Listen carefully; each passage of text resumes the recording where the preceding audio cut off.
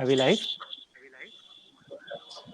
Yeah, good morning. I would like Okay. to start our program, and I would like to request our HOD, Dr. Debraj to start our today's session. Dr. Vishwas. Thank you so much, Gautam. Namaste and a very good morning. On behalf of the Department of History, Ramakrishna Mission Vidya Mandir Belur I welcome you all to a very special lecture, the Sister Nivedita Memorial Lecture 2020-21. The lecture would be presented by Dr. Debraj Chakraborty, who will speak on Nature and Empire, a study of the Mughal Empire. So first, let me have the privilege to welcome our speaker for today, Dr. Debraj Chakraborty, Assistant Professor, Beharampur Girls College.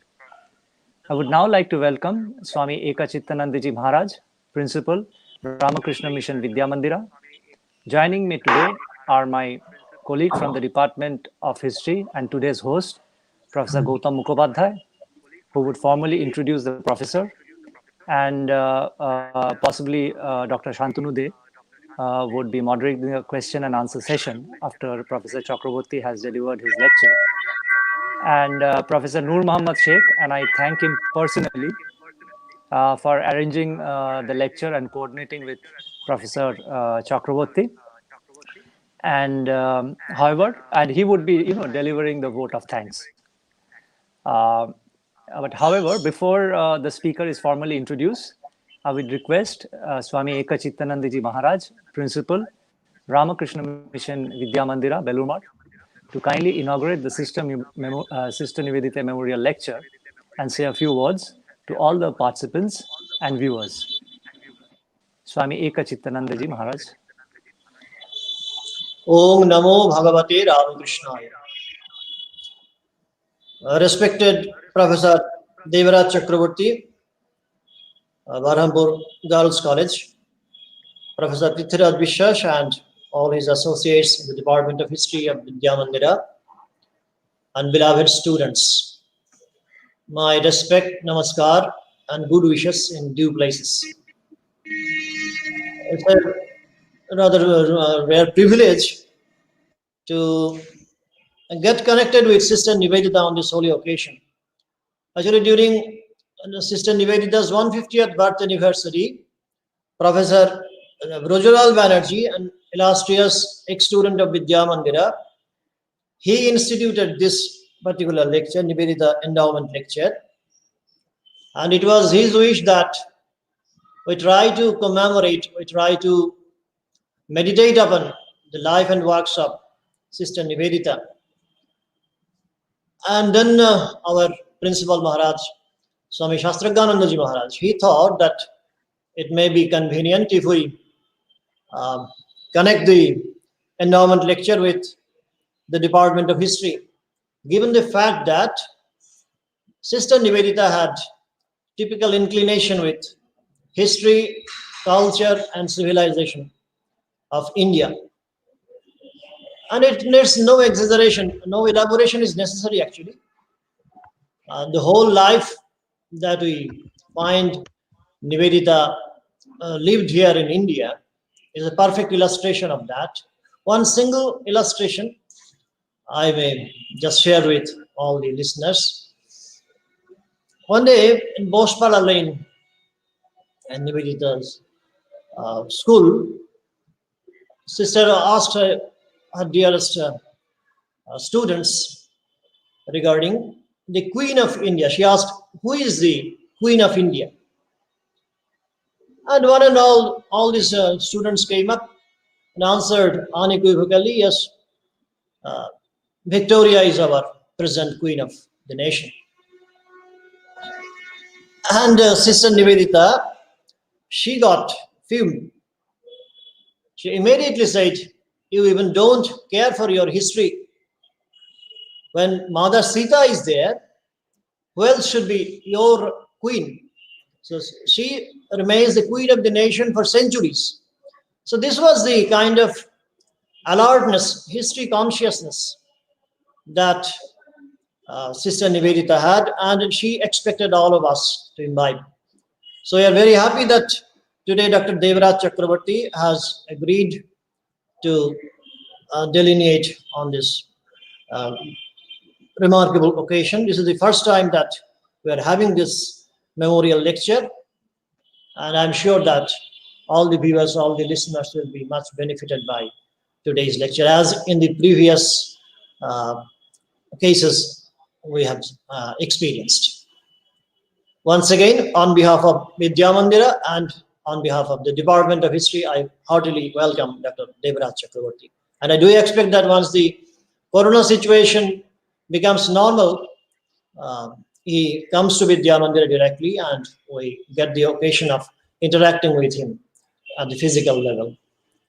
Om Shanti Shanti Shanti Hari Om Tat Sat Shri Ram Krishnarpanamastu. Now, I would like to take the privilege to introduce our today's speaker, Dr. Debraj Chakraborty. You already know that Dr. Debraj Chakraborty is assistant professor in the Department of History, postgraduate of Berhampur Girls College, Berhampur, Murshidabad, West Bengal. He has received his doctoral degree in history from the Vishwabharati Shantiniketan. The areas of his research are history of environment, ecology, health and hygiene, science and technology of pre-colonial India. He has published 25 research articles in different journals and edited volumes internationally and nationally. Previously, he has worked at Rabindra Bharati University, Kolkata and Institute of Development Studies, Kolkata. So we are privileged that today he has agreed to deliver the first Sister Nivedita Memorial Lecture. So now I would like to request Dr. Chakraborty to deliver his lecture. Welcome, Dr. Chakraborty. Welcome on behalf of the institution and also on behalf of the Department of History. So please, Dr. Chakraborty. Namaskar and good morning to all of you.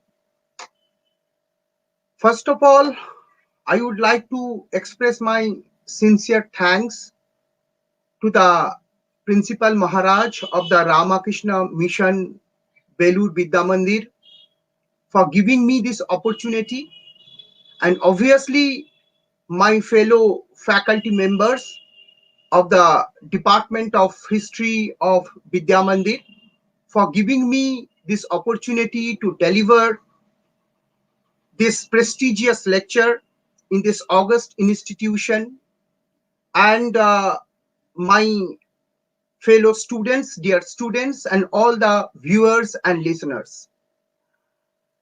I am, first of all, Principal Maharaj has also explained in his introductory lecture regarding the observation of Sister Nivedita, to whom we know as Bhagini Nivedita, and what was her take towards Indian culture, Indian tradition, in a broad way, Indian history.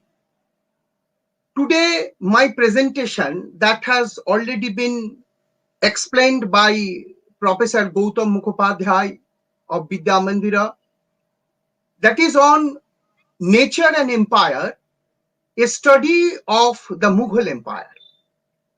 I would like to take privilege and prior permission from the host organization that I do prefer to speak in both English and Bengali.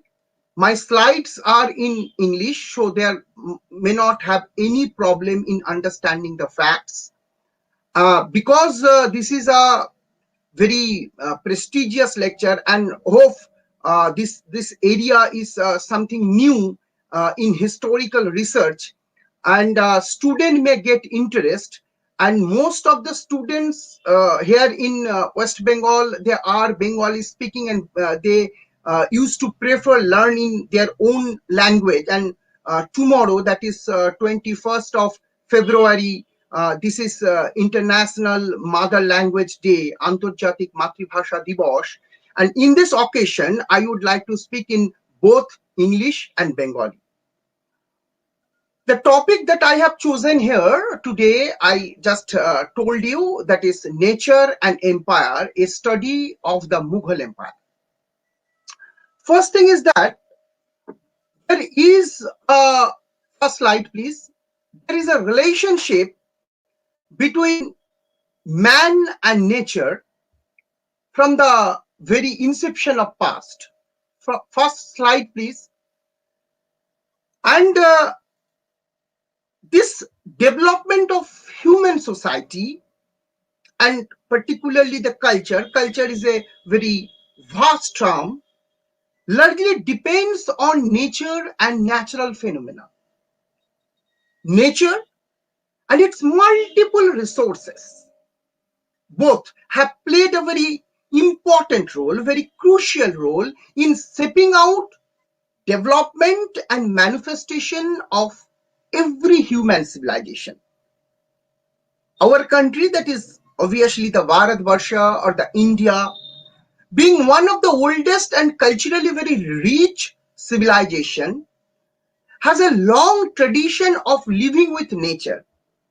Particularly if we go through the India's ancient past, in connection with the Vedic culture, before that the Harappan civilization, and after that, when in the 6th century BC there was a sort of revolution in the context of religious occurred, rise of Jainism, rise of Buddhism. In all this religious milieu, this environment, this nature have a very crucial role.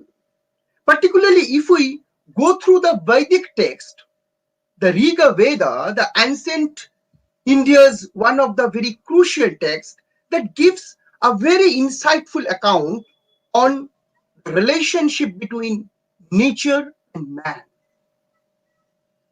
তাহলে আমরা দেখছি যে এই যে বৈদিক সভ্যতা থেকেই মূলত ঋগ্বেদে প্রকৃতির প্রতিটি উপাদানকেই কিন্তু একটা গুরুত্ব প্রদান করা হয়েছে, এবং প্রকৃতির যে যে জায়গাগুলো মানুষের গঠনমূলক একটা পরিবর্তনের প্রক্রিয়াকে, একটা স্ট্রাকচারাল চেঞ্জকে এনশিওর করেছে, সেই জায়গাগুলোকে মানুষ উপাসনা করে। Different trees have been worshipped. Not only these practices were limited to the Hinduism or Hindu culture, or rather Vedic culture, it was very much familiar in the Buddhist tradition, in the Buddhist culture, and this have reflected altogether the cultural treasure or the cultural heritage of India. Next slide. The Indian subcontinent has a unique geographical character that offers opportunity to examine the man-nature relationship in different ecological positions, ecological settings that determined cultural diversity of a society, formation and development of state power, its structural pattern, political understanding, economic formations, ethnicity, empire, and the territoriality. That means this ecological settings, all the factors that are very much linked with the nature and its multiple resources have a very crucial role in shaping out of an empire, shaping out the economic structure of a society. And all this phenomenon have a very crucial role. অর্থাৎ এই যে বিষয়গুলো, অর্থনীতি, সমাজ, রাষ্ট্র ব্যবস্থা, জীবন ধারণের প্রত্যেকটা প্রকরণ, every moment of our lifestyle that are largely, extensively depending upon the ecological pattern of a state, of a particular geographical area. তার বস্তুতান্ত্রিক উপাদান তার প্রাকৃতিক উপকরণের উপরেই কিন্তু নির্ভর করে। The environment and ecological এই যে পরিবর্তনগুলো আসছে সেগুলো একটা রিজিয়ন থেকে আরেকটা রিজিয়নের যে বৈচিত্র্য, the changing pattern of a region to region that are reflecting through this different sort of variations.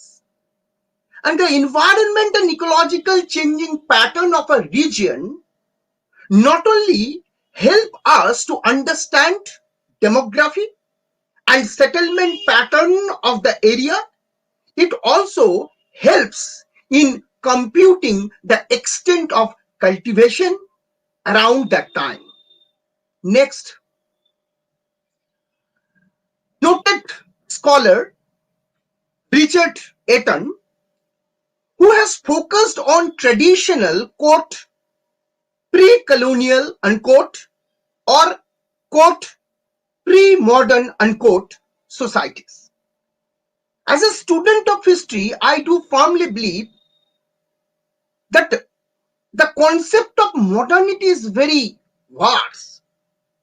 There may have some debate. How would we define the term modern? আধুনিকতা, আধুনিকতা শব্দটাকে আমরা কিভাবে ব্যবহার করব?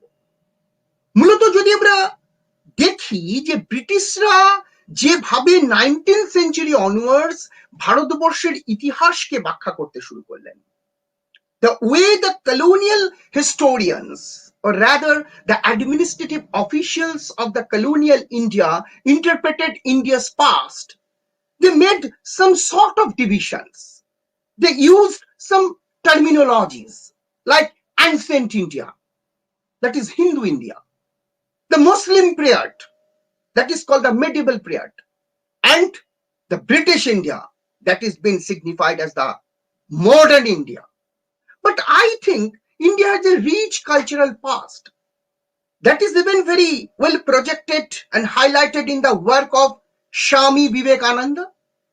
Even Gurudev Rabindranath Tagore has also mentioned the India's cultural past in the context of culture, in the context of education, and its acquaintance with nature. And culture and nature, these are the two very important parameters for development of any society. সংস্কৃতি এবং প্রকৃতি এই দুয়ের সম্মিলনিত একটা সভ্যতা বা একটা সংস্কৃতির সামগ্রিক বিকাশের পর্বকে সুনিশ্চিত করে। একটা বিষয় এখানে দেখতে হবে, what was the response of the entire society towards changing nature of ecology? অর্থাৎ এই যে পরিবর্তিত অবস্থা, সেখানে সমাজ কিভাবে তাকে রেসপন্স করছে? The response of the society towards changing nature of ecology, that is a very important parameter to discuss this environmental journey of the Mughal India. It is a fact that there had been a long established and fundamental relationships between society and its physical environs.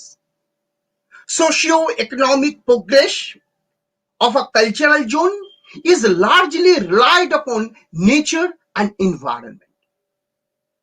অর্থাৎ একটা প্রকৃতির সঙ্গে আর একটা অঙ্গ মানুষের জীবনের যে প্রত্যেকটা জায়গার যে বিবর্তন ঘটছে, এভলিউশন হচ্ছে from one stage to another stage, that is largely depending upon the multiple factors of nature and environment.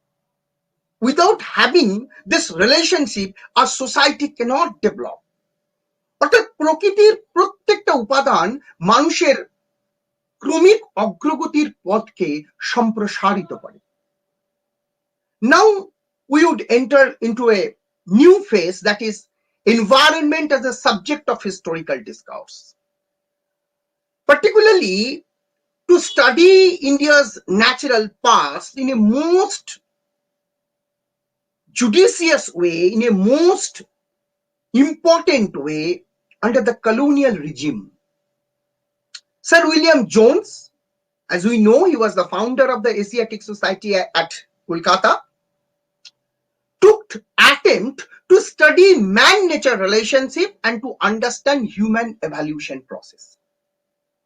One of his book containing around 11 lectures that is published with the Asiatic Society Calcutta few years back, and it is equally available at the sales counter of the Asiatic Society Calcutta's publication division, where Sir Jones have described the multiple factors, the different factors that have a very crucial role in stepping out human cultural zone, development of civilization and civilizational pattern.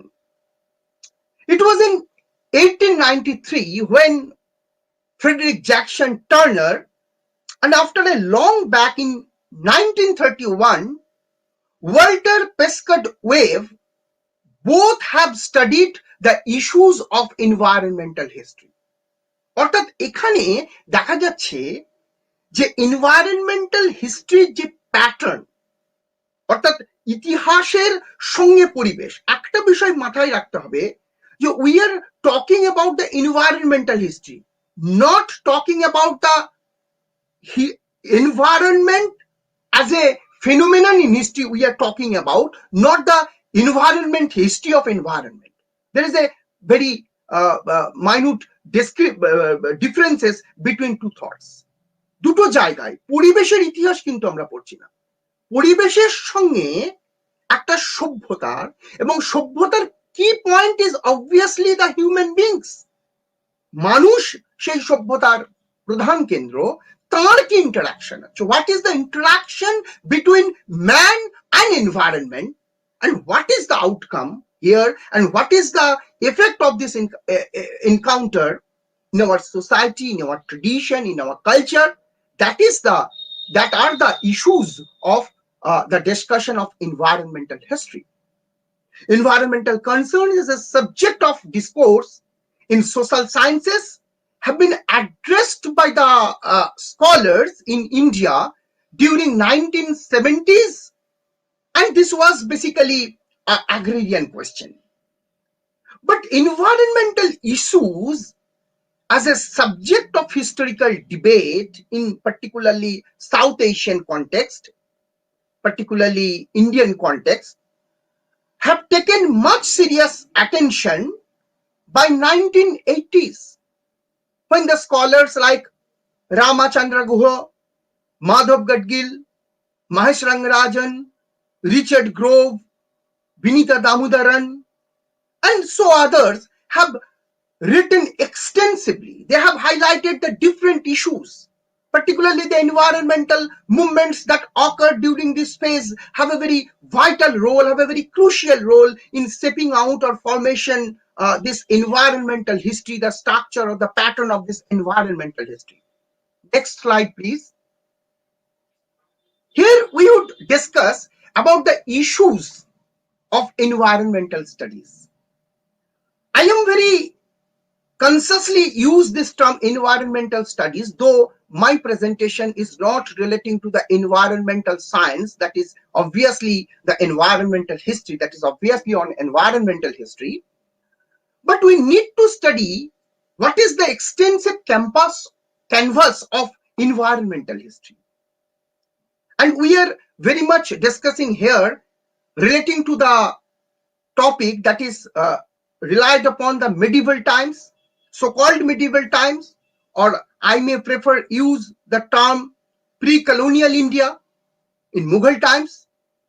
This canvas of environmental history of medieval times include different aspects such as earth, climate, climatic change, its effect on human civilization, water, forest, wildlife, man-animal conflict, health issues, climatic effect on health, diseases, a detailed study of agricultural expansion, use of new techniques in harvesting process, introduction of new crop pattern, water lifting technology, growth in production, changes in settlement pattern, obviously the process of urbanization and rather use of natural resources, particularly digging of canals, natural vegetations, hills, river courses, and so on. Obviously, the canvas of environmental history is too large. অর্থাৎ পরিবেশের ইতিহাস যখন আমরা আলোচনা করছি, মানুষের অগ্রগতির সঙ্গে পরিবেশের সম্পর্কের বিষয় যখন আলোচনা করছি, তখন দেখছি প্রত্যেকটি বিষয় যেগুলো মানুষের বিবর্তন প্রক্রিয়ার সঙ্গে, হিউম্যান এভালিউশন প্যাটার্নের সঙ্গে যে বিষয়গুলো জড়িত, সেই বিষয়গুলোই এখানে আলোচনায় একটা গুরুত্বপূর্ণ স্থান লাভ করেছে। Next slide please. Now we have to make an understanding regarding the natural history in pre-Mughal era. As we know, the establishment of Sultanate rule in India, which we call often as the Delhi Sultanate, by the early 13th century marked the introduction of new dimension in geopolitical affairs of the land. Islamic scholars, they have a zeal to understand the nature and its different factors. Ibn Khaldun in the Central Asia, Ibn Khaldun, he was perhaps the first Islamic scholar who is widely recognized to have pointed out that environment and climate play a significant role in shaping the human behavior. That is very important. That environment and climate, they have a very significant role in shaping the human behavior.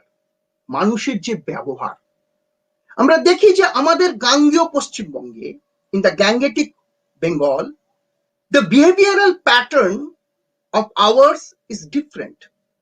But in Rajasthan, in Kashmir, in Uttarakhand, the people who are living in a tough environment, যাদের environmental একটা toughness রয়েছে, তাদের যে behavioral pattern, this is something different.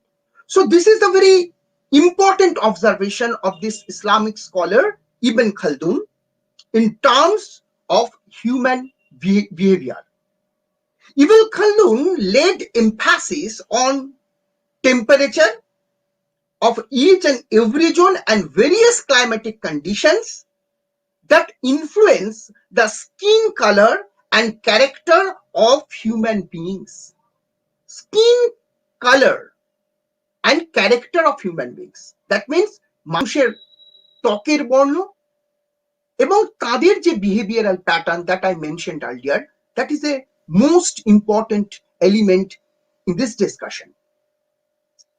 By the early 13th century, India has experienced with considerable changes in the field of agricultural production, irrigational management, and new techniques for growth in production system. As we have a considerable number of documents, particularly the works of secondary works like works of Professor Irfan Habib and others mentioned, need special mention here for making an extensive understanding in this field. Next slide. Pre-colonial or so-called medieval India has been marked with various significant changes in order to political, social, cultural, intellectual, and technological perspectives. The introduction of Sultanate of Delhi has been marked by two major changes by the scholars. First, it was a strong centralized administrative body because centralization has been created. And secondly, a settled tax policy was introduced with the development of agrarian activities because of technological sophistication. কারণ এখানে একটা বিষয় বুঝতে হবে, ওই যে একটা দীর্ঘ কেন্দ্রীয় শাসন ব্যবস্থার ভিত্তি প্রতিষ্ঠিত হচ্ছে 13th century onwards, ত্রয়োদশ শতক থেকে, তার একটা ব্যাকগ্রাউন্ড ছিল অবশ্যই কৃষি অর্থনীতি। এবং কৃষি অর্থনীতি যেটা রাজস্ব আদায়, ভূমি রাজস্ব আদায়ের বিষয়টাকে ঠিক করেছিল, ভূমি রাজস্ব বিষয় ব্যাপারটাকে একটা সুনির্দিষ্ট জায়গা প্রদান করেছিল। কেন? Because of the progress in agrarian activities, and these activities have been ensured by the technological sophistication. প্রযুক্তি ক্ষেত্রে কিছু বিকাশ হচ্ছে, সেই জন্যই কৃষি ক্ষেত্রে অগ্রগতি হচ্ছে, ক্রপ প্যাটার্নে একটা চেঞ্জ হচ্ছে, and there was a noticeable changes took place in order to shifts of river courses that greatly affected the economics of the region. নদীর পথেও একটা পরিবর্তন হচ্ছে, and the most important work that is by I.H. Siddiqui, Iqtidar Hussain Siddiqui, where Professor Siddiqui has focused, this Aligarh-based historian Professor Iqtidar Hussain Siddiqui has focused on different aspects that how water played a very important role. And similarly, another Aligarh historian, Professor M. Atahar Ali, late Professor M. Atahar Ali, he who focused on this different thing. And even my mentor, late Professor Aniruddha Rai, has also given some clue in his works, particularly in the context of urbanization in medieval times, where these river courses, this water, have played a very crucial role in shaping out this economic pattern, this cultural zone, অর্থাৎ নদীর পরিবর্তন, জল একটা natural element হিসেবে সেখানে একটা গুরুত্বপূর্ণ ভূমিকা পালন করছে। Next, Agnarian expansion was another important development during that time. Obviously, the process and practices that was adopted by the sultans of Delhi in agrarian sector was even continued at the time of the Mughals. The canvas of pre-colonial ecological studies is quite expansive in nature, and it includes many aspects such as the agriculture, harvesting process, use of technology, crop pattern, introduction of new crops, forest and forest resources, water management system, water works, construction of dams, irrigational provisions, distribution of water, gardening, wildlife, and many other things. অর্থাৎ আমরা দেখতে পাচ্ছি যে pre colonial সময় থেকেই, প্রাক ঔপনিবেশিক সময় থেকেই কৃষি ক্ষেত্রে একটা রূপান্তরণ ঘটছে। কিন্তু এই যে রূপান্তরণ, একটা ডিবেট এখানে উঠতে পারে। One May argue that this agricultural manifestation or development in the field of agriculture to somehow destroy the basic character of the forest, অরণ্যের যে চরিত্র, সেই অরণ্যের চরিত্রটাকে কি কোথাও নষ্ট করেছে? অরণ্যের চরিত্রের কি কোথাও ক্যারেক্টারটা অসুবিধে হচ্ছে, যেখানে এনভায়রনমেন্ট সিরিয়াসলি থ্রেটেন্ড হচ্ছে? My take is no, because there was a balance between this forest and this agricultural expansion and also the process of urbanization. Next, now this discussion basically focused on two dimensions. আমি এখানে এই আলোচনায় দুটো বিষয়কে দেখাবো। First, not only the take of the state, what was the take of the state towards nature, what was the empire, means that the entire society, সমস্ত সমাজকে যেখানে রিপ্রেজেন্ট করছে। It does not mention that, need any mention that I am just stating about the take of the empire only. Mughal শাসকদের কি দৃষ্টিভঙ্গি ছিল সেটা শুধু নয়, সমাজ কিভাবে পরিবেশকে দেখছে, what was the take of the society, what was the approaches of the society towards nature, towards environment, প্রকৃতির কি দৃষ্টিভঙ্গি, প্রকৃতির প্রতি সমাজের কি ধরনের দৃষ্টিভঙ্গি, সাধারণ মানুষের কি দৃষ্টিভঙ্গি, because lot of changes have been taken place.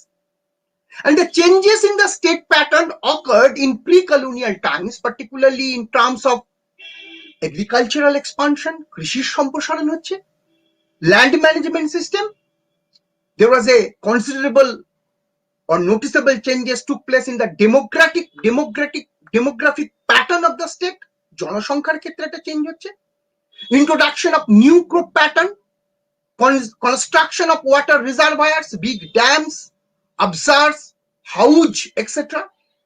The concept of health and hygiene and development of hospitals like Daru Safa, Safakhana, Siatkhana for ensuring the medical assistance to the common man. So state was concerned about the environmental position during that time, and similarly the society was also very much responsible to protect and promote the environment. Next slide, please.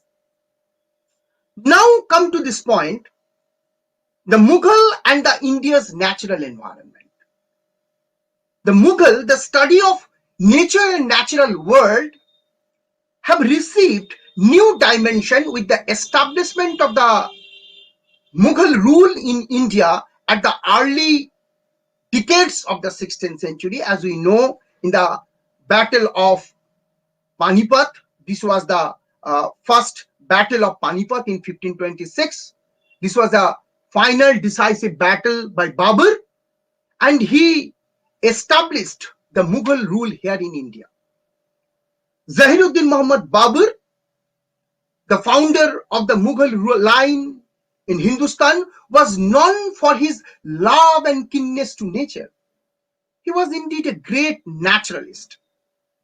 His memoir, what is called as Baburnama, this is translated by, as we know, A.S. Beveridge, and after that many translated version has come up in recent times with the illustrations, and the most specific work by Professor Somprakash Verma, retired professor of Aligarh Muslim University. The name of the book is the Illustrated Baburnama. That is very fantastic book.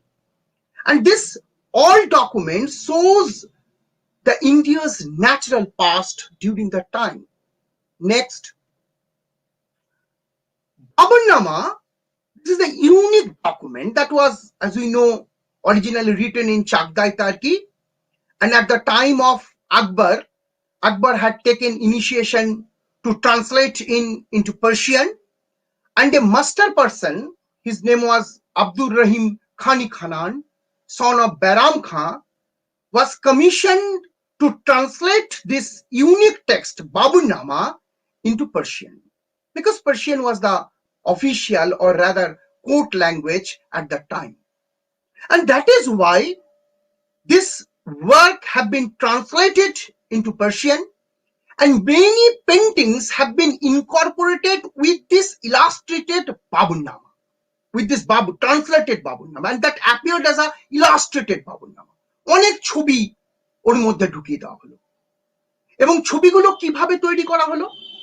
The background of preparing this painting are largely on the basis of the description that Babur offered in his memoirs. Babur তার memoire যে ডেসক্রিপশনটা দিয়েছেন, যে বর্ণনাটা দিয়েছেন, তার বেসিসেই Mughal master পেন্টাররা, মুঘলদের যে দরবারি চিত্রকলা শিল্পী ছিলেন, তারা সেই চিত্রগুলোকে আঁকছেন। অর্থাৎ আমরা একদিকে পাচ্ছি we are getting a visual as well as the narratives, বর্ণনাও পাচ্ছি, আর তার সঙ্গে সঙ্গে আমরা পাচ্ছি কি তার ভিজুয়ালস গুলো কি ছিল সেই সম্পর্কেও আমরা ডেসক্রিপশন পাচ্ছি। This Baburnama contains description on landscape, geographical features, river courses, forest, agricultural land, production varieties, new methods and techniques, crop pattern, fruits, flowers, animal world, seasons, mountains of Central Asia, Afghanistan and Hindustan. And similarly, it is giving a new concept that is called the gardening. Babur, who had introduced the new style of gardening that is called the Chahar Bagh, that is four-fold gardening style that was introduced by Babur here in Hindustan. The garden had some socio-political appeal besides its environmental values. Next. With the Baburnama, writing on India's natural past began to take new, safe and serious attention. It was originally, I have mentioned, written in Chagdai Turkey, and in 1589 it was submitted to Akbar. এবং এই যে বাবরনামার এই যে চিত্রকলাগুলো, এই চিত্রকলাগুলো সমকালীন শাসকদের পরিবেশ সংক্রান্ত যে চিন্তা, যে টেক, তারা যেভাবে ভাবছেন তার কিন্তু একটা পরিচয় আমাদের সামনে তুলে আনছে। Next slide. What is the importance of this Baburnama? The Baburnama is considered as the finest specimen of illustrated systematic study on natural history of India. Giving a general description of India, Babur writes that India is a wonderful country with having 3 types of climates. 3 ধরনের climate ভারতবর্ষে রয়েছে। আমি একটা জায়গায় এখানে একটু দৃষ্টি আকর্ষণ করব। আমির খসরু তার নূর সুপাতে ওয়াতানি হিন্দুস্তানের কথা বলছেন। হিন্দুস্তানকে তিনি তার ওয়াতান অর্থাৎ ওন কান্ট্রি, নিজের দেশ বলে বর্ণনা করছেন। Because Amir Khusro was much influenced by the nature and the variety of Indian tradition and culture. ভারতের সংস্কৃতি, ভারতের চিন্তা এবং প্রকৃতির দ্বারা তিনি প্রভাবিত হয়েছিলেন। বাবরও ঠিক সেই রকম ভাবেই তিনি কি মেনশন করছেন? It mentions mountains, river courses, jungles, deserts, town and cities, cultivable land, animal, plant, people, their cultural tradition, its rainfall, its winds, everything is different. Babur প্রত্যেকটা জিনিসকেই মনে করছে these are all amazing. Babur সাধারণ থেকে সাধারণ মানুষের জীবন ধারণকে উপলব্ধি করেছিলেন and just try to understand the sense of Indian culture. Indian কালচারের যে ট্র্যাডিশনের যে সেন্স, সেটাকে তিনি অনুভব করতে চেয়েছিলেন। Next please. Babur was a keen lover of nature. His description contains a detailed account of mammals, birds, and aquatic animals. The Baburnama holds every vivid account on elephants, rhinoceros, wild buffalo, Nila Gau or blue bull, hog deer, black book or Kala Hiran, some other like bandar monkey, Naola, that is called the beji or null in Bengali, beji we call beji in Bengali, and some other like banmanus, wild ass. একটা জিনিস লক্ষণীয় যে বাবর কিন্তু ছিলেন হি ওয়াজ সাইনসাই হিন্দুস্তান, ভারতবর্ষের হিন্দুস্তানের সম্রাট। সেই সম্রাটের দৃষ্টিতে ছোট থেকে ছোট জীবজগৎ which are very minute, অনেকে আমরা স্লিপ করে যেতে পারি, সেই ছোট থেকে ছোট জীবজগতের প্রত্যেকটা জিনিস কিন্তু বাবর অবজার্ভ করেছেন। That shows Babur's inquisitive mind, his keenness to nature and natural phenomenon. প্রকৃতির প্রতি তার যে দৃষ্টি, প্রকৃতির প্রতি তার যে আগ্রহ, সেই বিষয়গুলোকে শো করছে। The Mughals were fascinated by the elephant. They did not have much familiarity with this immense wild beast in their native land in Central Asia, and that is well reported in Babur's memoir, that is Baburnama. Next, please. This is a very typical Mughal garden pattern, and you can see here, this is the plan of a 4-fold garden that is called the Chaharbagh. Chaharbagher যে pattern, এই গার্ডেনটা দেখানো হচ্ছে। There is a water pond that is linked with some channels. Here is a reservoir for distribution of water in the different parts of the garden. জলের ব্যবস্থা যেটা বাগানে করেছিলেন সেটাও important. And all this garden had some effect on Mughal lives. তাদের যে aesthetic sense, প্রকৃতির প্রতি তাদের যে ভালোবাসা, সেটা শো করছে, সেটা দেখাচ্ছে। এবং here is a very beautiful printing from the pages of the Baburnama that shows Babur enjoying a feast here in a garden. একটা উদ্যানে বাবর ফিস্ট করছেন, খাবার গ্রহণ করছেন। And this painting is very much important because it shows the social spectrum of the garden. একটা গার্ডেনের যে সামাজিক দিক, একটা উদ্যানের যে সামাজিক দিক, সেই জায়গাটাকে রিফ্লেক্ট করে, যেখানে আমরা দেখতে পাই বিভিন্ন স্তরের মানুষ একসঙ্গে সম্রাটের সঙ্গে থাকার একটা জায়গা পায়। সুতরাং নেচারের পাশাপাশি আমরা এই গার্ডেনের যে একটা সোশ্যাল অ্যাসপেক্ট সেই বিষয়টাকে আমরা দেখতে পাই। Next slide. Another thing that is very much important here, that is you have to very cautious that the forest under the Mughal, that is a very important study, important area of understanding. Sources, what type of sources are coming here? আমরা এই যে মুঘল ফরেস্টদেরকে নিয়ে আলোচনা করব, তার প্রধান sources কি আসছে? Obviously the Baburnama. Second thing is that Aini Akbari by Abul Fazl. This is the third volume of Akbarnama. Tuzuki Jahangiri or the Jahangirnama. Mazahari Sajahani. This is a very unique document that was written by Yusuf Mirak. This is on Sindh and written in 1636.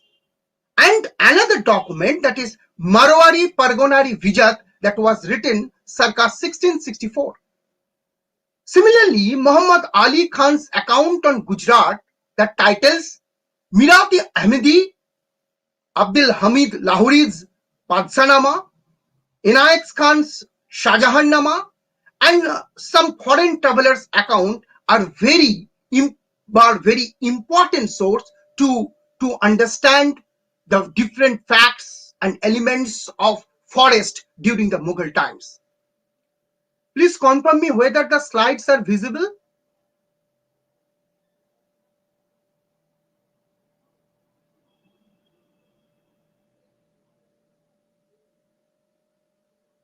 No, this is not. Next one. Yes.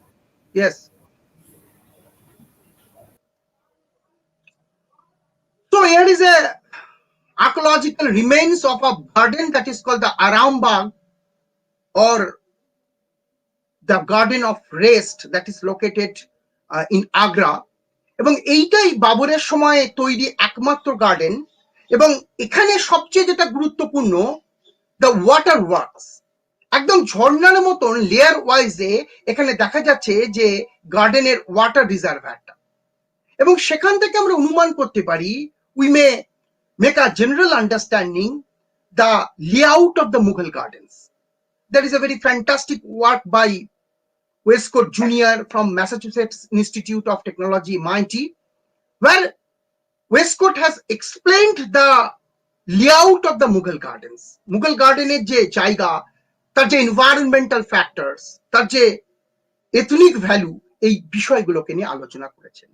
Next slide, please.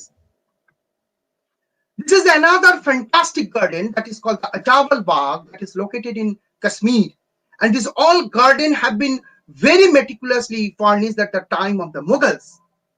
And the waterworks is very magnificent in this garden. Next, please. এই ছবিটা কিন্তু খুব গুরুত্বপূর্ণ। This is a painting of the Mughal times, এবং সেখানে water lifting technology দেখানো হচ্ছে। এবং জল কুয়ো থেকে কি করে তুলছে, the mud well থেকে they are harvesting water, they are lifting water. And there is a debate whether this gearing system, specifically the spin drum gearing system, was introduced by the Mughal or it was survived in Indian tradition and Indian system before the Mughal. There is a debate between noted scholar Professor Irfan Habib and Professor Iqtidar Hussain Siddiqui. Professor Irfan Habib has rightfully mentioned that Babur for the first time has introduced this spin drum gearing system that could be considered as a major technological input in lifting the water from the deep wells. And that is very much important for reducing the human labor. অর্থাৎ টেকনোলজির যে কাজ, সেই জায়গাটা কিন্তু এইখানে যথেষ্ট গুরুত্বপূর্ণ, এই চিত্রটার মধ্য দিয়ে আমরা দেখতে পাচ্ছি। Next slide please. Now coming to this context, that is something relating to the forest, অরণ্য সম্পর্কে আমি যেটা আগেই একটু আলোচনা করছিলাম। What is the importance of the forest during this time? Particularly The forest have a multiple uses in medieval times, particularly the Mughal times. This was supply of firewood, supply of timber, bamboo crane, other kind of work, gamlak, beeswax, wild silk, different types of animals, wild animals. And there is a relationship that is very important, the forest and pre-colonial society. And this forest and pre-colonial society's relation needs a serious attention, and the scholars have given much attention to find out the different changes that occurred with the colonial intervention. During the Mughal time, forests were particularly under the control of the local chieftains. অর্থাৎ একটা বিষয় দেখতে হবে যে 19th সেঞ্চুরিতে যখন colonial intervention হচ্ছে, ঔপনিবেশিক অনুপ্রবেশ করছে, সেই সময় অরণ্যকে কিন্তু ডিফারেন্ট পার্সপেক্টিভসে দেখানো হচ্ছে, একটা অন্য দৃষ্টিকোণ থেকে দেখানো হচ্ছে। কিন্তু মুঘল টাইমে যদি আমরা দেখি, কাস্টমারি ইউজও হচ্ছে না, সেখানে কমার্শিয়াল ইউজও হচ্ছে না, কিন্তু ফরেস্টের একটা ভ্যালু রয়েছে। কিন্তু সেই ভ্যালু যেখানে নেচার এবং ন্যাচারাল ফ্লেভারটাকে মেনটেন করে ডিফারেন্ট অ্যাসপেক্টস, ডিফারেন্ট জিনিসকে কালেক্ট করা হচ্ছে। কারণ forest were the source for supply of firewood, timber, beeswax, and the splendid information are available in Abul Fazl's Aini Akbari. Abul Fazl এখানে বিস্তৃত আলোচনা করেছেন। Particularly at the time of the Mughals, next slide please, they cut down trees for making roads or converting a part of them into agricultural land. The work of Chetan Singh needs special attention in this regard, because Chetan Singh has very minutely described these two particular ways of cutting down the trees in medieval times, and some informations are coming from the Baburnama as well as from the Aini Akbari. But what sort of changes took place with the colonial intervention? By the 19th century, rights over forest land and its resources were no longer a monopoly of the local people. By the time under the colonial rule, forest and its multiple resources have been considered from commercial point of view. Customary use of forest has destroyed environmental as well as socio-cultural values of the indigenous people.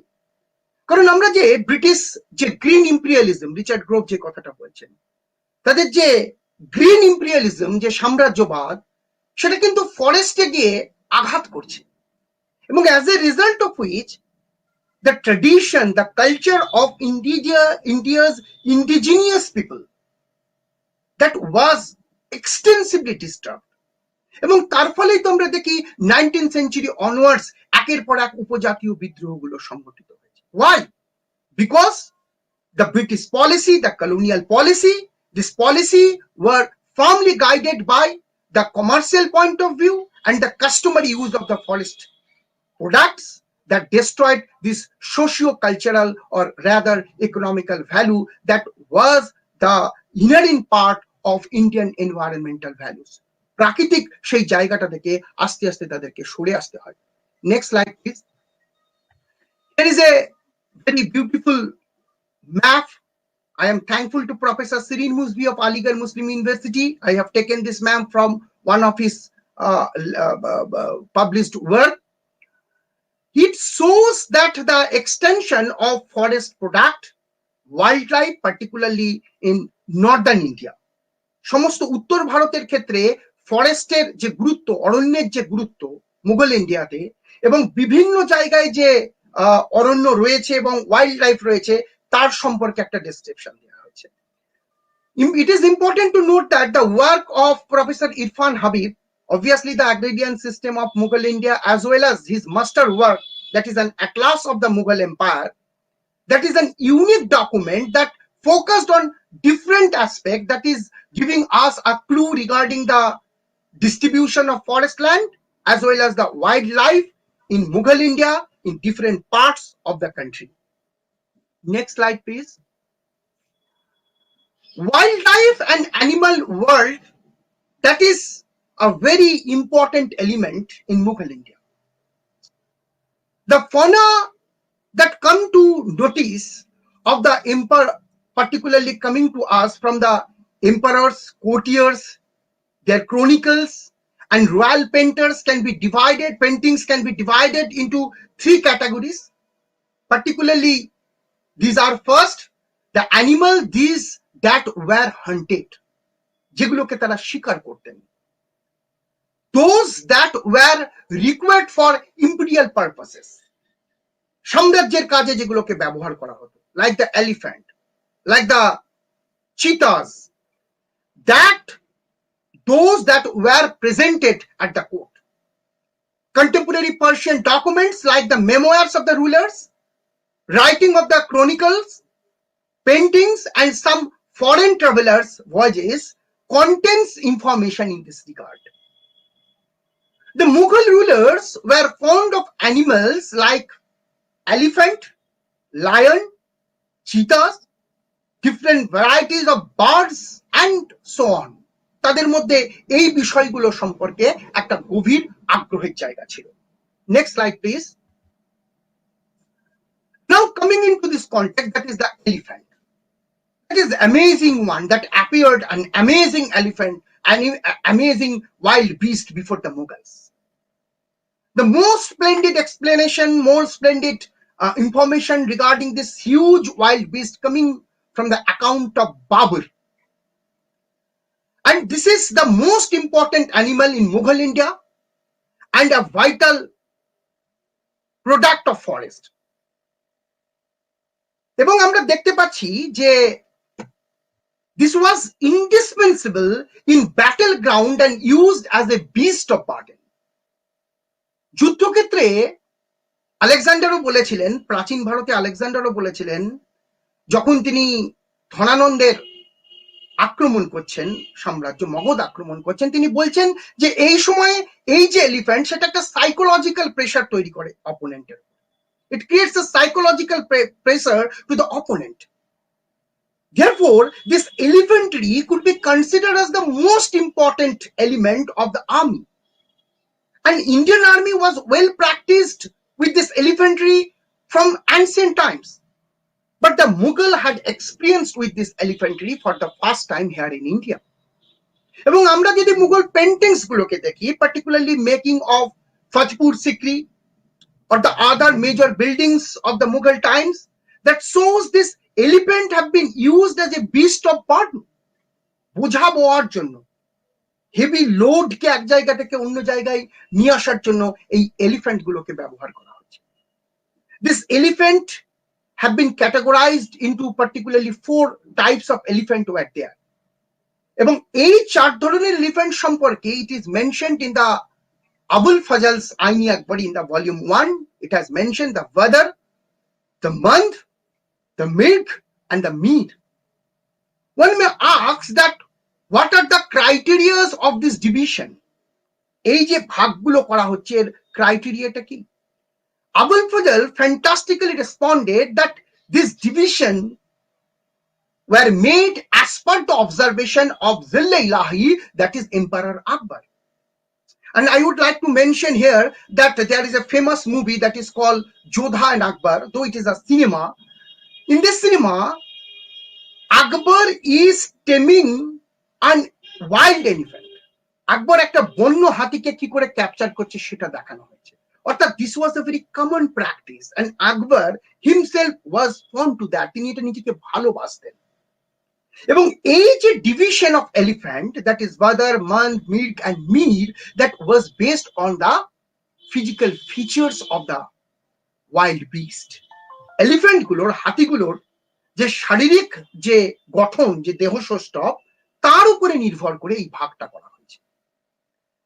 It is reported that at the time of Akbar, he kept around 5,000 elephants at his own establishment.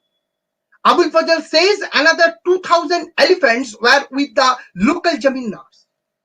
And elephants have been considered as the most important wild source, or the source from the forest that are mostly comes from Assam Bengal, Odisha, Bihar, Malwa, and peninsular India. Next slide. Here we have two very magnificent paintings. একটাতে আমরা দেখতে পাচ্ছি that is elephant catching at Sipri. This is the painting from the Akbarnama page, and this painting is preserved with the Victoria and Albert Museum in London. Here this painting shows the process of catching of a elephant, and Akbar, here is the Akbar on a horse. He is supervising this entire method. তিনি এই গোটা ব্যাপারটাকে দেখছেন and he is enjoying a lot. And next picture, that is Gajratan. The name of the elephant is Gajratan, and this is preserved at our own treasure, that is the Indian Museum at Kolkata. এই এলিফ্যান্টটা দেখে আমরা বুঝতে পারছি যে this is an Asian elephant, and this is under a canopy. Canopy is magnificently decorated. Persons have been deployed at his service. একে খুব well maintain করা হয়েছে, তার খাবার প্রস্তুত করা হচ্ছে, অর্থাৎ তাদের যে একটা রয়্যাল পশ্চার, এই এলিফ্যান্টের যে একটা খুব গুরুত্বপূর্ণ জায়গা ছিল মুঘল কোর্ট লাইফে, মুঘলদের দরবারি লাইফে, সেইটা কিন্তু আমরা এখান থেকে পরিষ্কারভাবে বুঝতে পারি। Next slide please. It is another example of an African elephant that I stated earlier in my lecture, that some elephants that are coming from the outer world, but we do not have any clue. এই elephant ছিল ঔরঙ্গজেবের সময়, এবং এটা সবাই Mansingh second museum Jaipur রাজস্থানে এই পেন্টিংটা রয়েছে। এটা কিন্তু টিপিক্যাল একটা African elephant, but who presented this elephant to the ruler, or whether the artist himself prepared this painting, we do not have any specific clue in this regard. Next slide please. Akbar himself fond of cheetahs. The cheetahs were caught, tamed, and trained for hunting purposes. During the time of Akbar, cheetahs were classified into 8 categories, and food were served to them accordingly. And this classification was based on their age. And all these details are very interestingly available in the Abul Fazl's Aini Akbari. In the volume 1, Abul Fazl has vividly mentioned about this. The cheetahs appear to have been a monopoly of empire. Akbar had nearly 1,000 trained cheetahs at his royal hunting establishment. Nowadays, this is almost lost from our environment. আমরা দেখতে পাচ্ছি যে এখন আর এই চিতাকে আমরা দেখতে পাই না, আমরা যেটা দেখি that is leopard. There is another two important painting from the pages of the Akbarnama that were prepared at the time of Akbar, and both of these paintings are preserved in the Victoria and Albert Museum in London. First, from the left hand side, from my left hand side, that shows the Akbar hunts with trained cheetahs. আকবর, এখানে দেখা যাচ্ছে যে সম্রাট Akbar, here is Akbar on a horseback, এবং তিনি trend চিতাদেরকে নিয়ে, যে চিতাদেরকে দিয়ে তিনি ব্ল্যাক বুক, কালা হিরণ তিনি শিকার করছেন। And next, that is trapping of cheetah. কিভাবে চিতাদেরকে ট্যাপ করা হবে, তাদেরকে ধরা হবে, and they are taking all possible safety that not to injure the cheetahs. চিতাদেরকে কোনো শারীরিক ক্ষতি করে নয়, তাদেরকে খুব সেফটির সঙ্গে চিতাগুলোকে ধরা হচ্ছে, এবং সম্রাট আকবর নিজে সুপারভাইজ করছেন। Next slide please. This is an amazing painting, and I am thankful to Dr. Debraj Singh, who has worked on this lion and cheetah of Mughal times. And this is a very splendid painting, and Dr. Debraj Singh has explained that is a rare specimen of white tiger. আকবর এই white টাইগারটাকে, এই যে মাঝের যে বাঘটাকে আমরা দেখতে পাচ্ছি, সেই white টাইগারটাকে হত্যা করছেন, কারণ তিনি যখন আসছেন তাকে সাডেনলি অ্যাটাক করছে এই হোয়াইট টাইগার। এবং এই পেন্টিংটা দেখাচ্ছে যে তাদের যে observation, what was the observation towards nature, that shows যে তারা প্রত্যেকটি মাইনিউট ডিটেল কিন্তু এই সময় রাখছেন। Next slide please. This is the beautiful painting of Himalayan god that shows one of the very good specimen of the naturalistic representation of the Mughal times. Mughal সময়ের একটা অন্যতম গুরুত্বপূর্ণ এটা একটা চিত্র। Next slide please. This is Turkey Cock. One painting is preserved in the Victoria and Albert Museum, London.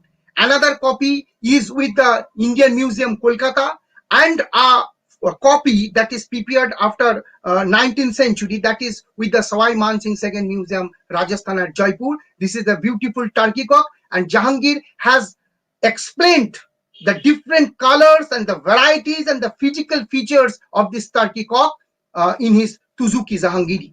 Next slide. This is zebra. There is a very interesting story on zebra. জেব্রাটা সম্ভবত জাহাঙ্গীরের কাছে যখন নিয়ে আসা হলো, জাহাঙ্গীর প্রথমে ভেবেছিলেন যে এটা একটা ঘোড়া যাকে গায়ে কালো ছোপ করে দেওয়া আছে, this black spot have been prepared. তাকে 7 দিন ধরে স্নান করানো হলো এবং খান করার পরে যখন দেখলো উঠলো না, জাহাঙ্গীর তখন বলছেন যে it is an amazing animal, so prepared a painting. তার মাস্টার পেন্টার তিনি এই চিত্রটা তৈরি করেন। Next, this is hunting expeditions of Jahangir. Jahangir একজন সিংহকে হত্যা করছেন। এটা খুব ইম্পর্টেন্ট বিষয় যে lion hunting that was restricted only to the emperor and his close associates. Pelsert and Barnier, two of the foreign travelers at the Mughal court, has vividly mentioned in this account. This painting is presently preserved at Indian Museum, Kolkata. Next slide, please. This is another painting that Jahangir showing his hunting skill to Rana Karan. And this painting is also preserved at the Indian Museum, Kolkata. And this painting also shows the hunting skill of Jahangir.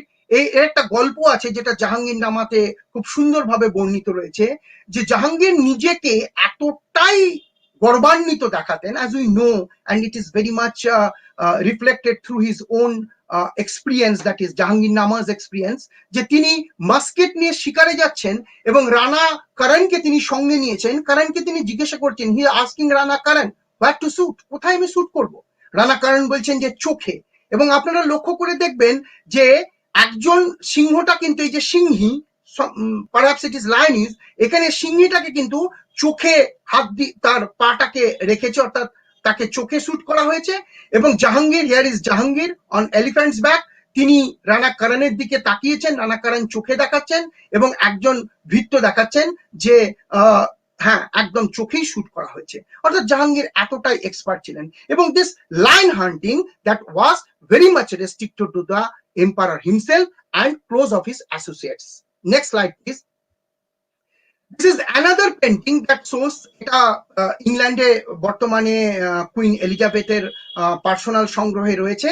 That is another painting that shows Shahjahan's hunting of lions, and for the first time you can see that these foreigners, this Portuguese and the others, they are presented here to see this hunting practices of Shah Jahan, and for the first time it was covered, it was just guarded with a net দিয়ে গোটাটাকে cordon করে দেওয়া হচ্ছে।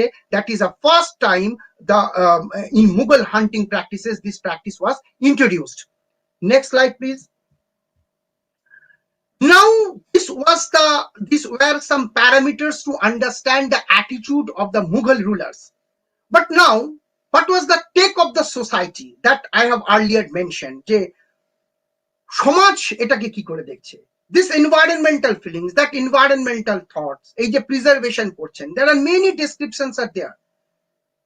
Different varieties of birds were at the control of the Mughals. What was the response of the society towards this environmental ethos or environmental consciousness? We have some reference in this regard. This Bishnoi, a Hindu sect in 15th century Rajasthan, they afforded a strict protection to all wildlife and more interestingly to a tree that is called the khejditis. এই গাছটার উপরে তারা তাদের একটা নিয়ন্ত্রণ তৈরি করছে। Why?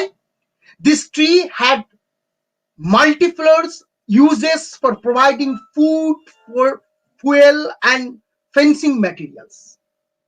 এই গাছটার একটা গুরুত্ব রয়েছে। And a Bishnoi farmer traditionally did not pluck even a teeny sliding of khejdi growing anywhere on his farm, so that their villages had excellent tree cover. তাদের গ্রামগুলোতেও আমরা দেখি সুন্দরভাবে গাছ রয়েছে, এই খেজড়ি ট্রিজটাকে তারা প্রোটেক্ট করছে। They have some environmental sense. But এটা বলা হচ্ছে যে 363 জন বিষ্ণুই তাদেরকে হত্যা করা হয়েছিল কারণ তারা যোধপুরের মহারাজা 17th সেঞ্চুরিতে এই গাছগুলোকে কেটে ফেলতে বলেন, কিন্তু তারা প্রোটেস্ট করেছিল। And as a result of which 363 বিষ্ণুই permitted themselves to be killed, তাদেরকে মারা হয়েছে। অর্থাৎ they are sacrificing their life to protect this trees, that means the nature, the environment. Coming up to the conclusion, and we may say that, and we may summing up our study with Shivaji's edict that warned his officers against any cutting of trees on slopes of the hill forest. That means Shivaji, yesterday this was the birthday of Chhatrapati Shivaji Maharaj, and this Chhatrapati Shivaji Maharaj, he was himself very much conscious about the environment. তিনিও পরিবেশ সম্পর্কে সচেতন ছিলেন। এবং একটা confrontation দেখা যাচ্ছে his another edict that specified that his officers might cut timber trees like teak with prior official sanction, তাদেরকে একটা অনুমতি নিয়ে গাছ কাটতে হবে, but should never cut fruit yielding trees such as mango or jackfruit, as this would mean serious hardships for the local population. Shivaji also built up a strong navy to contend with the European challenges on the coast. Next slide, please. And the construction of ships for his navy needed large quantities of teak. And Shivaji's admiral Kanhoji Angre started special teak plantations for shipbuilding in the coastal district of Ratnagiri. That means this initiation has already been started at the time of Shivaji. Noted ecological scientist of Bangalore, Professor Madhava Gadgil, has rightly pointed out that, I quote from Gadgil, I quote, "The British foresters have completely ignored the record of these plantations described extensively in Campbell's Gazetteer of Ratnagiri district, and have claimed that the first ever teak plantations in India were raised in the early 19th century in the Malabar under the British supervision." I unquote. That means ব্রিটিশরা কিন্তু ওই green ইম্পেরিয়ালিজমের থ্রুতে তারা কিন্তু পরিবেশের উপরে নিজের কন্ট্রোলটাকে কায়েম করছে। অর্থাৎ যে টেক 16-17 সেঞ্চুরিতে ইন্ডিয়ার যে পরিবেশের প্রতি যে দৃষ্টি, সেটা কিন্তু কলোনিয়াল পিরিয়ডে কমপ্লিটলি ডিফারেন্ট হয়ে যাচ্ছে। Next slide, please. Now we may say that what was the chief purpose of the Mughals for giving so many details about India, its environment, its climate, its people, its trees, its herbs, its flora and fauna, and everything? Why? আমরা প্রশ্ন করতেই পারি যে তারা কেন এই বিষয়গুলোকে এত পরিষ্কারভাবে তুলে ধরছেন আমাদের সামনে। There was a philosophy behind that. The Mughals were perhaps not only interested in conquering the land, but they also attempted to know the minute details of the land, the people, and the environment that they had to rule and govern. তারা যেখানে শাসন করবেন। And this is very much applicable in case of Babur, in case of Akbar, in case of Jahangir, and all the Mughal rulers. An empire can be built by territorial conquest, but its survival would depend on the level and scale of understanding its land, its people, its culture and tradition, its climate, its landscape, and its environment. So this was the observation of the Mughals in medieval times, its nature and materialistic objectives. Namaskar. Thank you very much.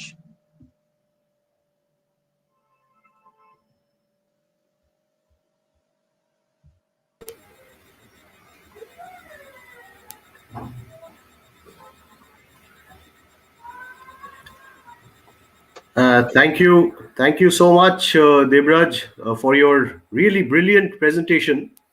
And I think that you have covered almost all aspect of medieval Indian history from the perspective of nature, where you haven't left any aspect out from the perspective of land use, from the perspective of technology, from the perspective of hunting and the use of animal resources.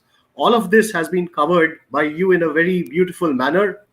I would congratulate you for that, and I think that all the students and everyone who has heard you has been really mesmerized by your lecture. If I think we can move on to the questions that we may have with us. Noor, do we have any questions? না, আমার কোনো question নেই।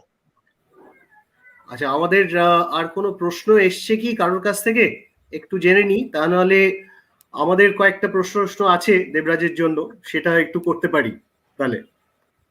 No, perhaps not from the audience. There is no question. Okay.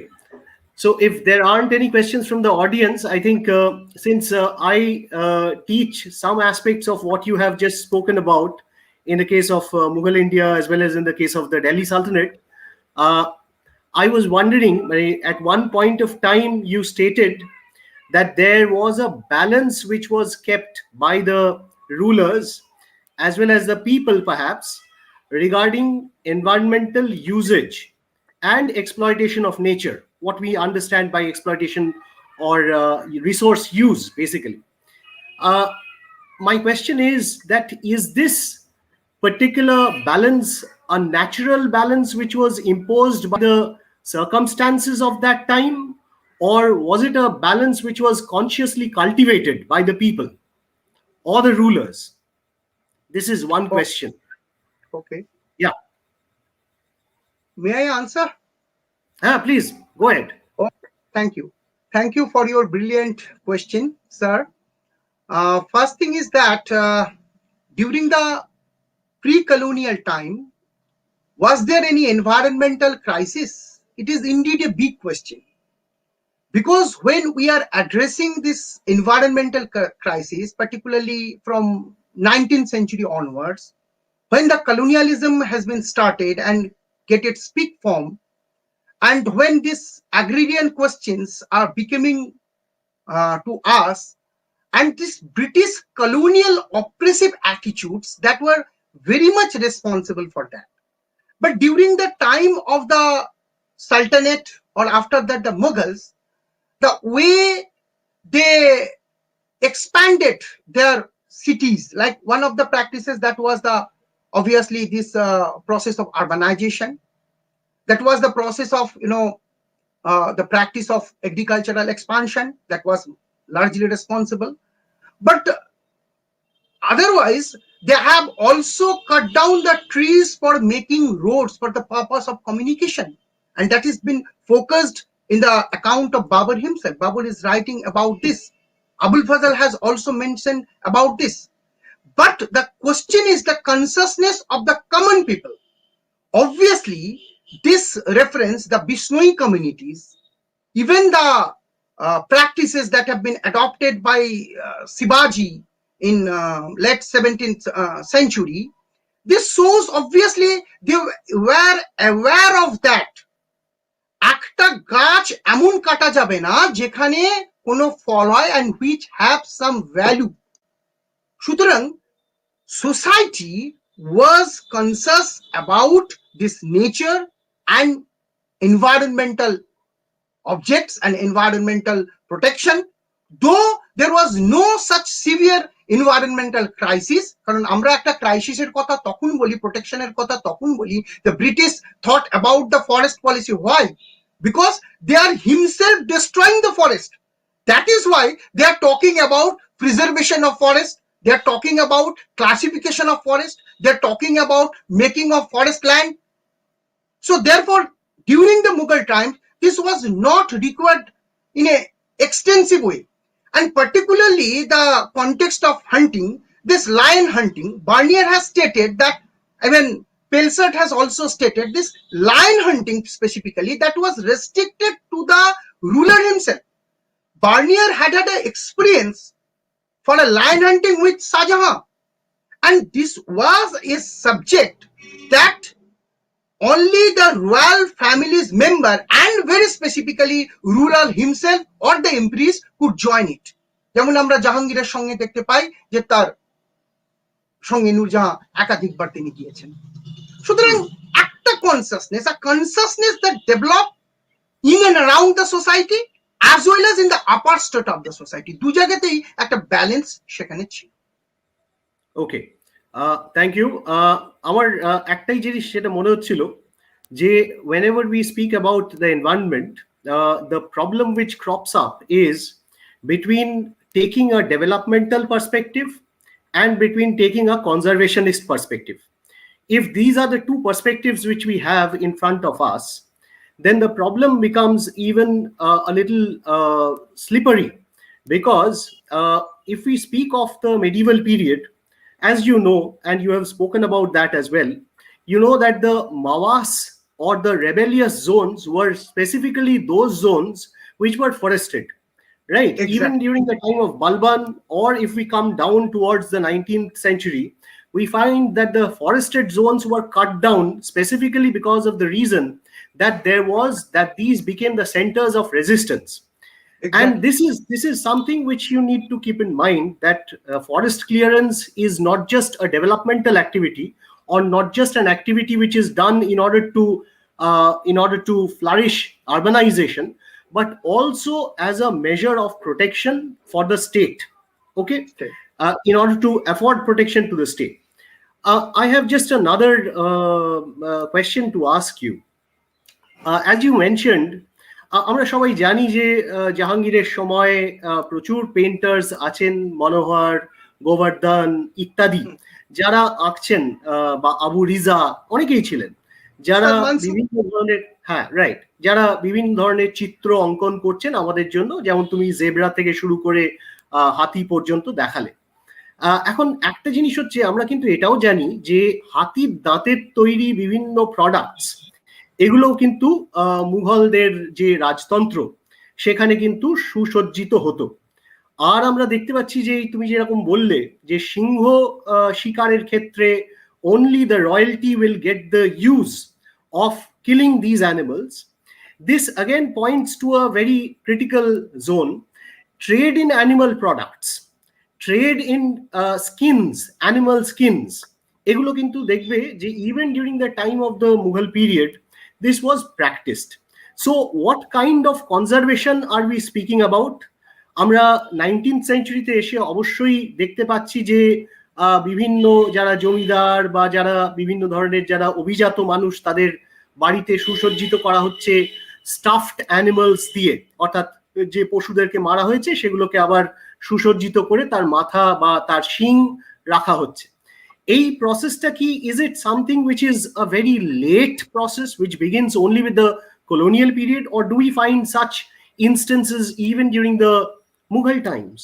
This is, and as just a reminder to you again, আমরা আবুল ফাজলের কাছ থেকে এটাও জানতে পারি যে আবুল ফাজল বলছেন আকবর যখন 1580-র পর থেকে তিনি কিন্তু বিভিন্ন প্রাণী হত্যার উপরে তিনি নিষেধাজ্ঞা লাগাচ্ছেন।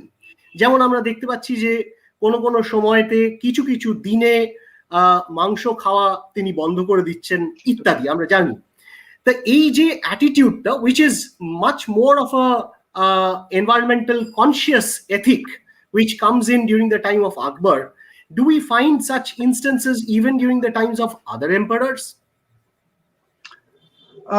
Sir, it's a very interesting question and very important question, as I think.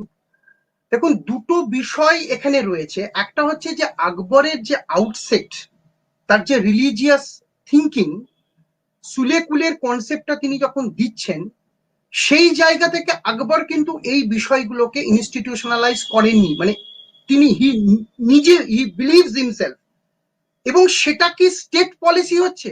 It was not.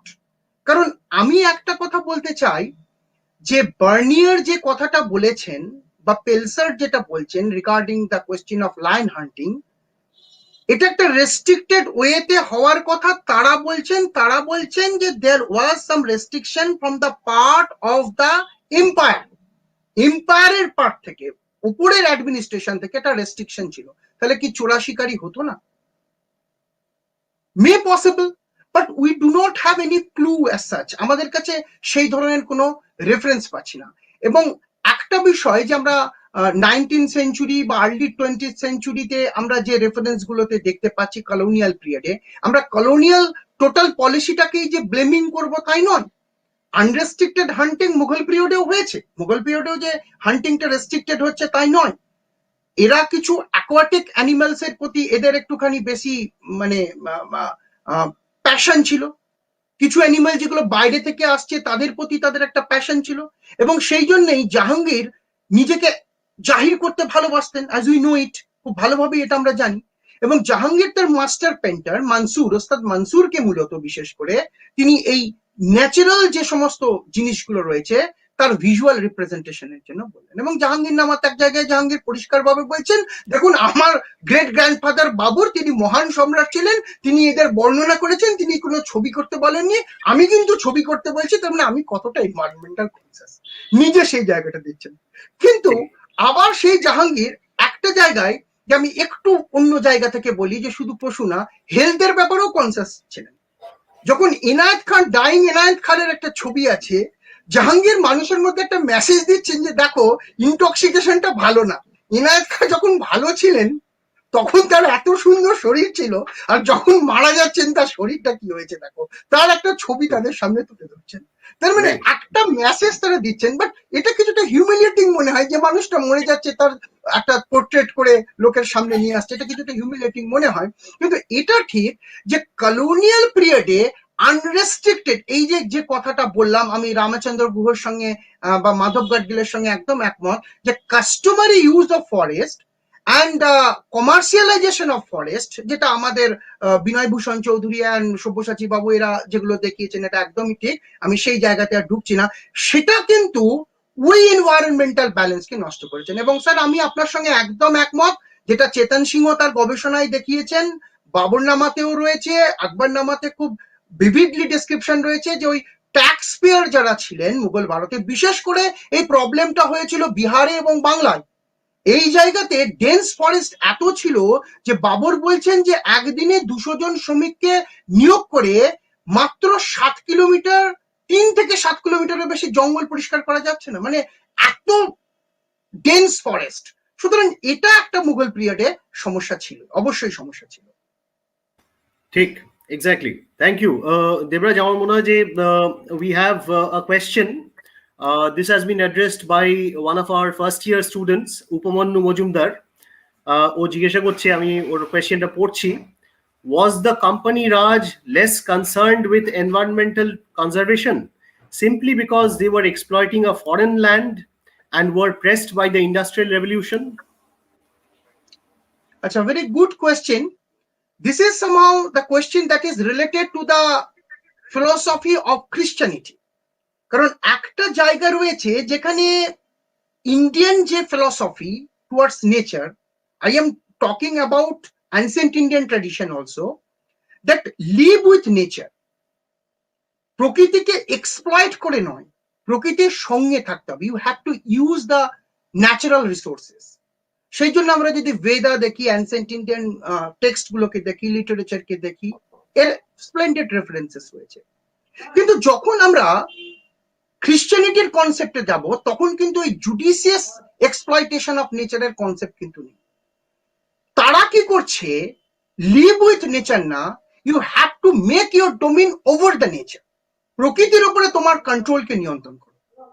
যদি আমরা গ্রিন ইম্পেরিয়ালিজমের কনসেপ্টকে দেখি, সেখানে পরিষ্কারভাবে বলা হয়েছে যে ব্রিটিশরা দেখাতে চাইছেন যে তাদের সুপিরিয়রিটিটা কেবলমাত্র ইন্ডিয়ান ইন্টেলেকচুয়াল সোসাইটি কালচার ট্র্যাডিশনের মধ্যেই ঢুকে গিয়েছে, শুধু তাই নয়, this is the very much part of their policy, and that is entering into the forest even. কারণ এই যে indigenous people, এই যে tribal people, they were out of the reach from the colonial observation. ব্রিটিশদের অবজারভেশনের মধ্যে তারা ছিল না। সেই জন্য ব্রিটিশ কলোনিয়াল পলিসিতে যখন চেঞ্জেস আসছে, অ্যাগ্রেরিয়ান পলিসিতে যখন চেঞ্জেস আসছে, they are trying to establish their domain even over this forest land. তারা অরণ্যগুলোকে তারা অধিকার করতে চাইছে। শুধুমাত্র যে কমার্শিয়াল পারসুইট থেকে তারা এটাকে করতে চাইছে তাই নয়, they are much guided by their own ideology. এবং কেবলমাত্র colony, India was the colony of the Britishers, এই কনসেপ্টে যদি আমরা যাই তাহলে দেখবো যে ওই কমার্শিয়ালাইজেশন ব্যাপারটা সেই জায়গাটাকে গাইড করছে, কিন্তু তাদের একটা ফিলোসফি রয়েছে যেখানে তারা নেচারের উপরে নিজেকে প্রতিষ্ঠা করতে চাইছে। এন্ড এখানেই কিন্তু মূল স্ট্রাগলটা তৈরি হচ্ছে, যে এনভায়রনমেন্টাল যে ক্রাইসিস, যে থ্রেট হচ্ছে, সেই ফিলোসফিক্যাল কনটেক্সট থেকে কিন্তু ক্রিশ্চিয়ানিটির যে ফিলোসফিক্যাল কনটেক্সট রয়েছে সেই জায়গাটা থেকেই কিন্তু একটা অসুবিধা তৈরি হচ্ছে, as per my understanding is concern. হ্যাঁ, গুড এনাফ। একটা যেটা আমার মনে হচ্ছিল তোমার বক্তব্যের সময়তেও, যে আমরা কিন্তু মুঘল যুগে আরেকটা খুব ইম্পর্টেন্ট এলিমেন্ট দেখি, যে প্রচুর চাষ, নতুন ধরনের যে চাষাবাদ হচ্ছে, তুমি উল্লেখ করেছো, যেমন আমরা কফি চাষ বলো বা বিভিন্ন ধরনের ক্যাশ ক্রপস বা বিভিন্ন ধরনের ড্রাই ফ্রুটস, যেগুলো মেলনস, ধরনের ফ্রুটস, এটা আমরা জানি Babur was very interested in having these types of fruits cultivated in India, and for which orchards were established all across North India. So this is something very interesting, and the Mughal time is obviously a very interesting period of our history where the natural environment gets changed. Landscaped gardens er kotha tumi ullekh korecho, in fact hasht behishter kotha tumi jano, ami ar ekhane detaile dhukchi na। আমাদের আরেকটা প্রশ্ন এসছে, আমি just বলে নিচ্ছি সেটা। আমাদের ছাত্র প্রনীল দাস জিজ্ঞাসা করছে ফার্স্ট ইয়ারের, have these factors led our society to have a good relationship with nature? আমার এক্স্যাক্টলি মনে হচ্ছে যে প্রনীল যেটা জিজ্ঞাসা করার চেষ্টা করছে সেটা খুব পরিষ্কারভাবে বেরিয়ে আসেনি, কিন্তু ও জিজ্ঞাসা করার চেষ্টা করছে মূলত হচ্ছে যে এই যে ঐতিহাসিক যে সময়কালগুলো আমাদের কেটেছে, অভিজ্ঞতাগুলো হয়েছে, তার ফলে কি যদি আমরা মুঘল যুগ বলি বা ধরো তারপরে ঔপনিবেশিক যুগ বলি, তার ফলে আধুনিক সময়ে আমাদের যে সম্পর্ক পরিবেশের সাথে বা প্রাকৃতিক পরিবেশের সঙ্গে যে সম্পর্ক, সেটা কি আমরা কিভাবে সেটাকে তুমি দেখতে পারো যে পরিবর্তিত হয়েছে একটা ইভলভিং স্কেলে যদি দেখা হয়, from the Mughal Times down to the present Times? Do you find that the or question ধরে আমিও আর একটু কিছু অ্যাড আপ করে দিচ্ছি, that the post colonial state, তোমার বিষয় যদিও নয় তা সত্ত্বেও তোমাকে একটু আমি পুশ করছি সেই দিকে, যে পোস্ট কলোনিয়াল স্টেটের যে approach towards nature, do you find that this is in any way different from the colonial or the Mughal policies? তোমার কি মনে হয়? একটা বিষয় তো ঠিক, কারণ আমি আমার কলেজে এনভায়রনমেন্টাল হিস্ট্রি এটাই পড়াই, I am the nodal teacher here. তো সেই জায়গা থেকে নোডাল কথাটা বললাম, অন্যান্য অনেকে পড়াই তো সিলেবাসটা আমি যেহেতু দেখি, একটা কথা আমার পড়াতে পড়াতে গিয়ে মনে হয়েছে যে একটা কোথাও গিয়ে তো পরিবেশকে আমরা এক্সপ্লয়েট করছি, এবং এক্সপ্লয়টেশনের তো একটা জায়গা রয়েছে। মুঘলদের যে টোটাল পলিসিস সেগুলো একদম ঠিক ছিল সেটা তো নয়, যেটা স্যার আপনিও বললেন যে তাদের যে শিকার, এবং সেই শিকার সেটা একটা রয়্যাল লাইফের একটা পার্ট ছিল। শিকার সম্পর্কে আমার কিছু লেখাপত্র রয়েছে, আমি এই সংক্ষিপ্ত সময়ের মধ্যে সেটা বলা সম্ভব না। তাদের ওয়ার প্র্যাকটিসেস এর একটা পার্ট ছিল শিকার মুঘল টাইমে। এবং সেই জায়গা থেকে যদি আমরা বিষয়টাকে দেখি তাহলে দেখব যে আমাদের এই যে বর্তমান যে সমাজ, যেখানে একাধিক পরিবেশবাদী আন্দোলন হয়েছে, আজও দেখলাম যে পেপারে কোনো এক পরিবেশবাদী আন্দোলনকে ব্যাঙ্গালোরে গ্রেপ্তার করা হয়েছে, তার কারণ কি না, গভর্নমেন্ট ডেভেলপমেন্টের সঙ্গে পরিবেশের প্রিজার্ভেশনের যে ব্যাপারটা সেটা কিন্তু হারিয়ে যাচ্ছে। আজও আমরা যদি দেখি, আমরা কিন্তু কনসিয়াসলি পরিবেশকে ইউজ করছি না। আজও আমরা আমাদের এয়ার কন্ডিশনটাকে 20-তে 22-এ 18-তেও নিয়ে চলে যাচ্ছি, ভাইরাস 24-এ রাখলে তো এনভায়রনমেন্টটা ঠিক হয়, কিন্তু আমরা তো আমাদেরটা ভাবছি। আমি আমার এক্সপিরিয়েন্স দিয়ে বলতে পারি, আপনারা হয়তো সকলেই একমত হবেন, এই যে লকডাউন প্রায় দীর্ঘ 1 বছরের কাছাকাছি একটা সময় চললো, অদ্ভুতভাবে পরিবেশ কত শান্ত ছিল সেই সময়। অনেকের অনেক ক্ষতি হয়েছে, সেটা ঘটনা, কিন্তু পরিবেশ কতটা শান্ত ছিল। ওয়ার্ল্ড ওয়াইড যে রিপোর্ট গুলো বেরোচ্ছে, গ্লোবাল ওয়ার্মিং এর পরিমাণ কমে গিয়েছে, পরিবেশ কত শান্ত রয়েছে। কিন্তু আমরা পরিবেশের কাছ থেকে শুধু নিচ্ছি, তার প্রোটেকশন, তার প্রিজার্ভেশন করার কথা ভাবছি না। যখন environment is indeed in danger, সেই সময় আমরা পলিসিস এর কথা বলছি, সেই সময় আমরা কতগুলো অ্যাক্টের কথা বলছি, কিন্তু কোনো অ্যাক্ট দিয়ে তো পরিবেশকে রক্ষা করা সম্ভব নয়। এটা তো আমাদের from the core of our understanding, আমাদের সেন্সিবিলিটি থেকে সেই জায়গাটা ডেভেলপ করতে হবে যে আমরা যদি পৃথিবীকে মা বলে ডাকি, সেই মায়ের প্রোটেকশন বা প্রিজার্ভেশনের দায়িত্বটাও আমরা নিতে হবে, আমাদের নিতে হবে। এবং যে কথাটা এখন সবাই আমরা জানি যে সাস্টেনেবল ডেভেলপমেন্ট, সেই সাস্টেনেবল ডেভেলপমেন্টটা যেন কোট অ্যান্ড কোট টার্মিনোলজির মধ্যে না থাকে, সেটা যেন অ্যাপ্লিকেবল একটা জায়গাতে এসে কাজ করতে পারে, সেটা আমার ঠিক। Thank you so much, Debraj. I think I'll hand over the mic to Gautam. Thank you once again. আমি আপনাদের সকলকে ধন্যবাদ জানাই, বিশেষ করে নূরকে অনেক ধন্যবাদ জানাই, গৌতম বাবুকে অনেক ধন্যবাদ জানাই, শান্তনু সাহেব আপনাকেও ধন্যবাদ জানাই, এবং thanks to our dear student listeners যারা রয়েছে, হু আর রেজিং দেয়ার কোয়েশ্চেন। আমার মনে হয় এই ফিল্ডে তারা আগামী দিনে কাজ করবে। And thanks to the all বিদ্যা মন্দির ফ্র্যাটার্নিটি। ঠিক, আমি অফিসিয়ালি, হ্যাঁ গৌতম, তুমি আমার মনে হয় যে অফিসিয়ালি যা করার সেটা একটুখানি এবার করলে ভালো হয়। Thank you so much. Right. Welcome. Just now we are entering to the concluding part of this program, and I would like to request Noor Mohammad Sheikh, our faculty member, Department of History, to give some concluding remarks and to deliver formal vote of thanks. Noor. At first, I will say that it was a very valuable speech. So I think that the present here, the every students, scholars, and others has enriched by this speech. So on of the behalf of Vidya Mandira and the Department of History, uh, I would like to thanks to Dr. Debraj Chakraborty for giving him a very valuable speech from his research area.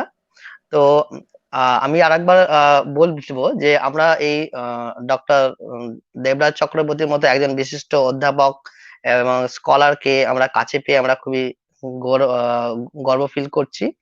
এবং department of হিস্ট্রির তরফ থেকে আমি doctor Debraj চক্রবর্তীকে অনেক অনেক ধন্যবাদ জানাই যে আমাদের ডিপার্টমেন্ট দ্বারা পরিচালিত সিস্টার নিবেদিতা মেমোরিয়াল লেকচারে তার মূল্যবান বক্তব্য রাখার জন্য।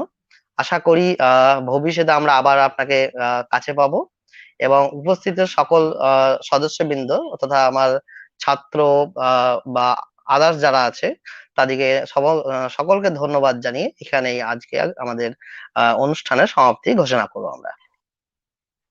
Thank you, Noor. Just 1 minute, I would like to make an announcement, which is also very important, and it is actually a formal invitation to all. The Department of History, Ramakrishna Mission Vidya Mandir, also going to organize another special lecture to commemorate Deshabandhu Chittaranjan Das's 150th birth anniversary on 23rd February from 11:30 a.m. So the speaker will be Professor Nikhilesh Guho, Department of History, Kolani University. And on behalf of the department and also on behalf of our institution, I would like to invite you all to attend the lecture. And thank you again. Namaskar. Thank you.